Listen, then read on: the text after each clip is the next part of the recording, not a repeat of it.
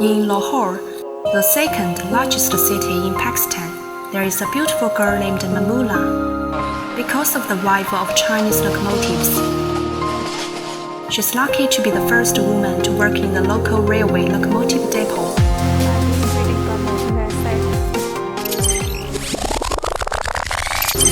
Since its year, CRRC-BELT Company Limited, a subsidiary of CRRC Corporation Limited, successively provided 63 diesel locomotives to Pakistan Railways, providing more employment opportunities for Pakistan, changing the situation of the local railway locomotive shortage.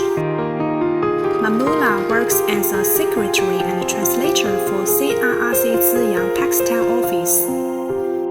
One Belt, One Road will connect the Asia and West and will contribute benefit to our hometown and people. I will continue to learn new skills and new challenges. Since she joined the CRRC-BELT Pakistan office in 2014, she has not only worked steadily, but also witnessed the changes brought by China's locomotives to the life of people in her hometown.